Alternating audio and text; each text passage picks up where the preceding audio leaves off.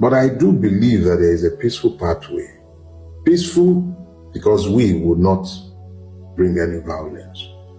But to imagine that because the system would bring violence, we should fold our hands would be stupid.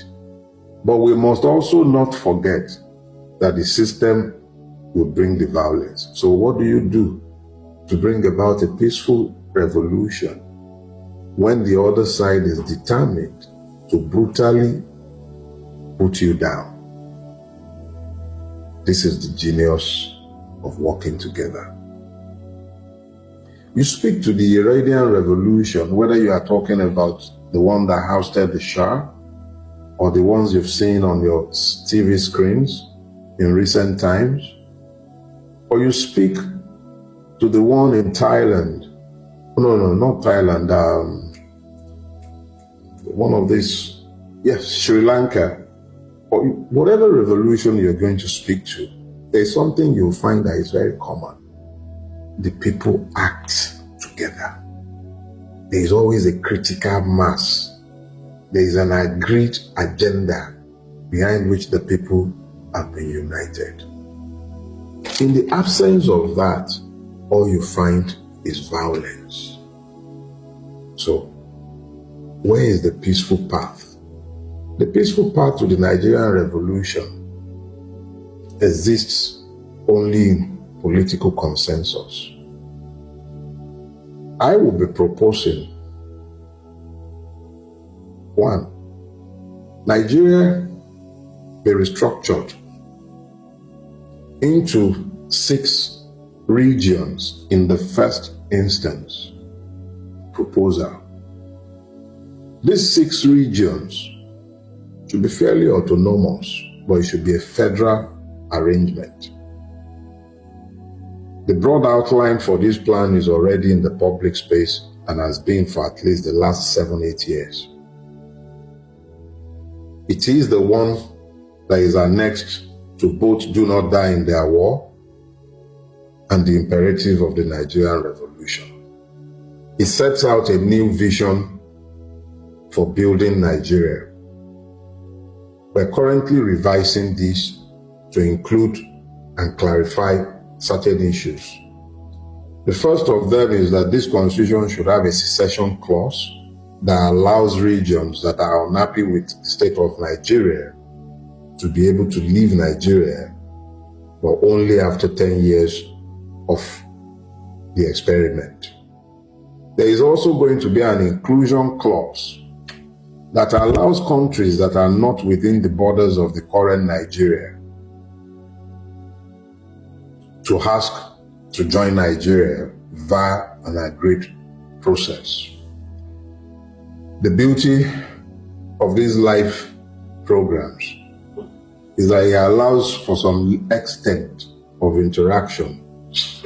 And a certain gentleman popped up on the screen and took the word right out of my mouth. Who is going to do the restructuring? And this is the part where it becomes very interesting. It is me and you that would have to do the restructuring, and that is the revolution. The true revolution is the people finding common purpose. I can give you a plan, but there is a political content to that plan. The Nigerian state has to pretend that it is a democracy. It has to pretend that it is a democracy. The challenge for me and you is to build a collective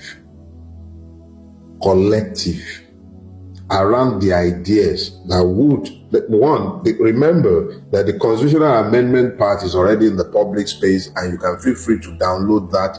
That is the proposed constitution, which would amend slightly, but at least you can begin to engage with what is already in the public space. Engage with it. Let's see what your thoughts are on that. We are all agreed that we can't continue to have 36 governors. We can't continue the way we are. And that draft constitution has a whole lot of proposals that you can take a look at. Let's have your responses. But I'm sure within the next week or two, we would have an updated version, slightly tweaked to address a couple of issues like I've placed before you already. There is an indigenship clause that I believe we need to take a look at in the face of the invasion of Nigeria by multiple people who are not of Nigerian indigenship. So let me just say that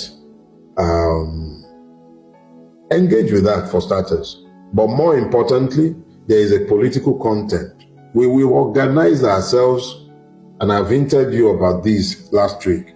We will organize ourselves into political groups, cells from local governments to ward level to state level, around ideas. If we're sufficiently organized around ideas, I see no reason why we do not have the number to challenge the system. If we continue to mouth the rhetoric that there are more of us than them, then we need to find ourselves and then organize ourselves behind ideas, not behind grievances. Because even the ones that are not supporting us today, they have no reason not to support us because they are they are part of us. The people you call the Ronu bandits, they are suffering as much as you who call yourself obedient. The people you call zombedient are suffering as much as you who call yourself orange revolutionary. Everybody, every Nigerian is victimized by reason of our nationality. I urge us, it cannot be beyond our capacity to organize ourselves around ideas.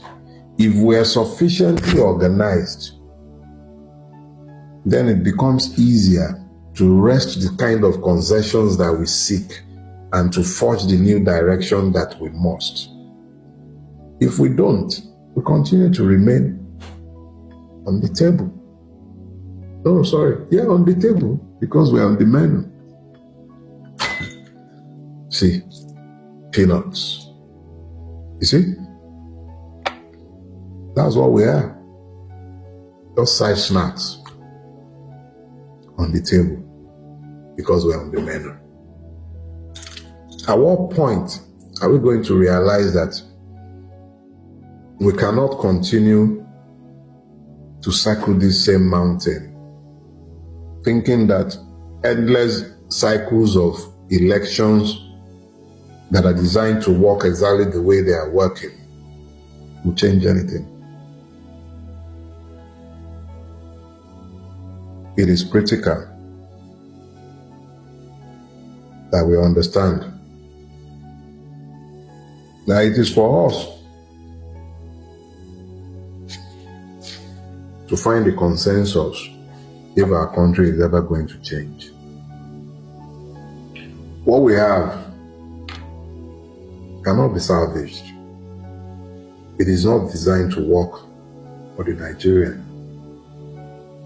It is designed to serve the owners of Nigeria, their local agents, not me and you.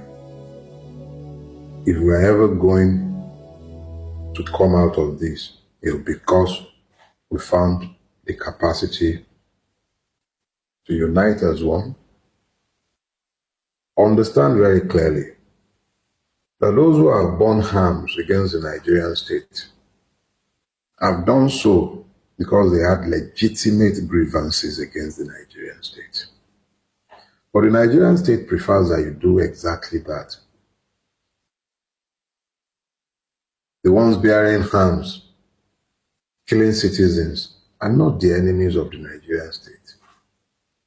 The Nigerian state goes out of its way to harm them, mollycoddle them, doesn't see them as enemies. But those who are demanding equality of citizenship in Nigeria, those who are asking for a better country, those are the ones routinely clamped in prison. Those who do not satisfy the carnal desires of ministers, governors, they are easy to lock up in prison. But those who speak truth to the Nigerian state, Abdul Mahmood, is in prison tonight because the Nigerian state has no tolerance for his like. Some other persons were asked to go home. I have no problem with that.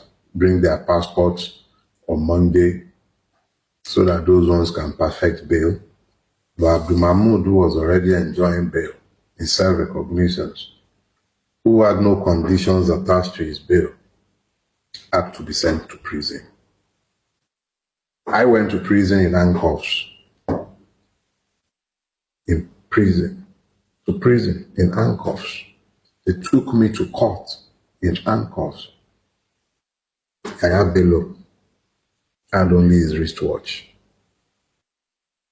That is the system and the way it is designed to work. To be demanding anything of it is a waste of time. All I have to say to you is this. I'm not interested in belly aching. I'm interested in galvanizing you. But galvanizing you means that you understand the need to act as one.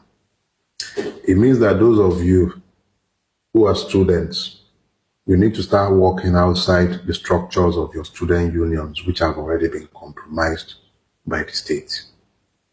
I was student union president in LASU, and I know the kind of student union we had. I was in NANS, Zone D. I know the kind of NANS we had. I know the number of students who bled to have what you call democracy today. We fought the military. We don't have those kind of structures any longer. I'm not going to go to the university to do that. You, who is a student watching me, some of you are even cultists. You brand yourself this or that. You carry arms, you kill yourselves. This is the time to understand that there is a higher purpose. Organize yourselves. Build consciousness around clear programs and understanding. I can do that for you. I'm no messiah.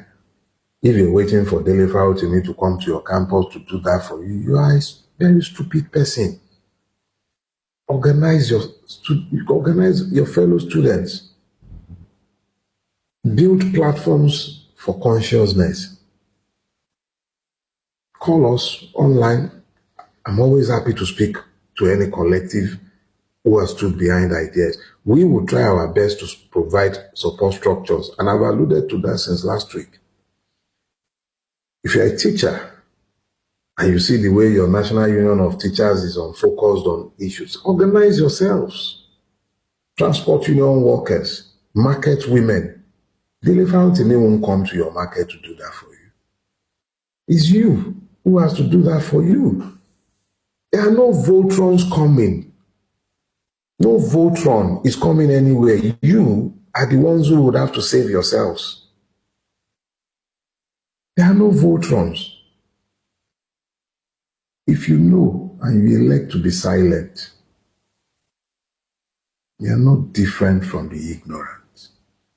You have a duty. Do your duty.